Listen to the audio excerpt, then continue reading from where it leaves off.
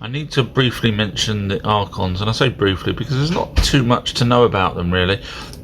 Supposedly they're the creators of the physical universe. Now if they're the creators of the physical universe, that means they are the god, as opposed to the Anunnaki, who were just our gods. Now the descriptions of these characters, Archons, is that they're actually evil, and they feed off of very negative experiences, and they have also been referred to as the jinn, as demons, or as serpents. So you probably find them in Bill Gates' house right now having a cup of tea with him.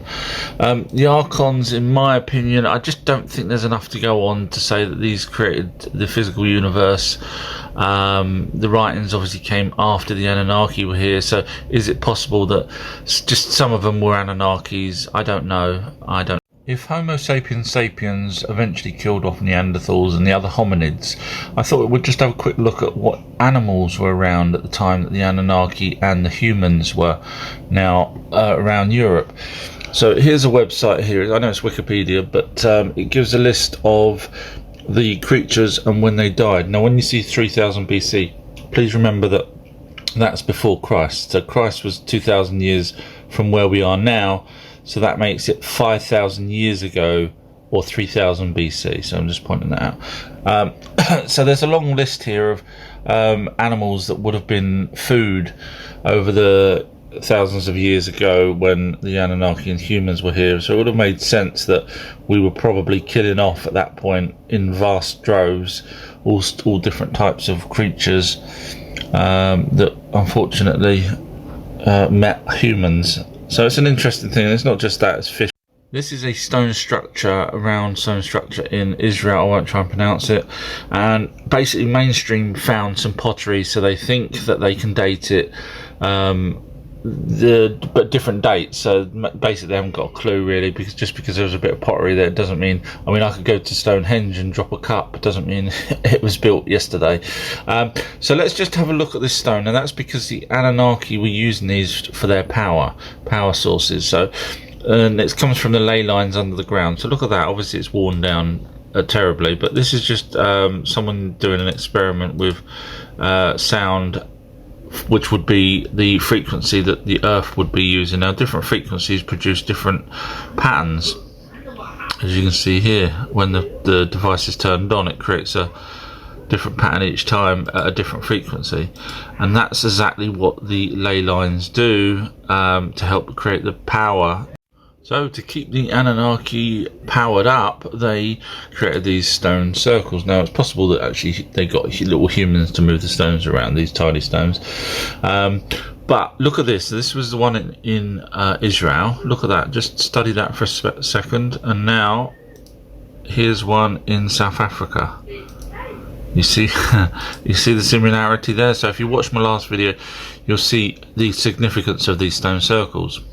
Now Michael Tellinger has suggested that all ancient, or a lot of the ancient stone structures are actually designed in such a way that it creates a circuit board, and then it can feed power off of a sort of a grid. So in other words, the energy coming up from the Earth creates a power conduit grid that they could then channel the energy off using actually rows of stones.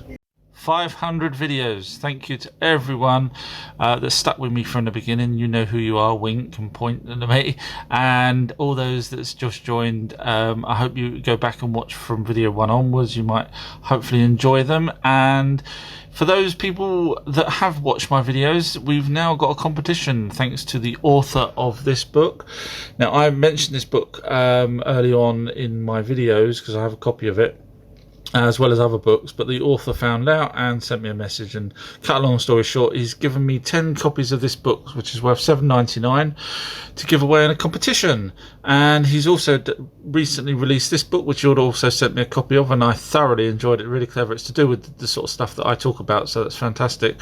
So we've got 20 copies, 10 of this and 10 of that, and I'm doing a competition to give them away. The author's paying for the postage, so it can be worldwide, so no problems there. So all you have to do to enter this competition is answer 2 questions. Hopefully they're not too difficult. For those of you that's watched my videos, you'll probably know these. That's the whole point. I don't really want non-followers to sort of win the books, because it's unfair on the people that stuck with me and listen to me all this time. So question 1, what was the race name that I believe is the Anunnakis? So I've mentioned it quite a few times in my videos, I believe, and so does Zachariah Sitchin. I gave you a little clue there. And okay, the second question is, who first told the world about element 115? Now you can find that on the internet quite easily. So if you just put your answers in the comments, I will then pick at random 10 winners for each book, and they will be sent off to you, and I wish you the best.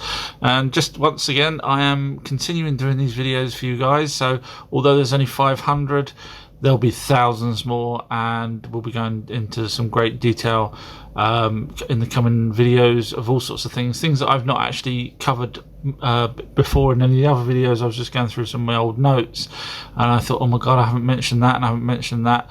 You know, even things like the Nazca Peru lines, I've not even covered. So keep watching, but please feel free to enter this if you know the answers, and keep up the good work, everyone. You're all fantastic, and don't forget to watch my videos if you haven't already. I know I'm waffling, but on YouTube, for those of you may that have just joined, feel free to go back and watch them. They're in bulk orders, so you can get them in sort of 1 to 50, for example, and 401 to 450, so you can watch them in blocks instead of scrolling on TikTok. So thank you once again, and good luck to those that enter.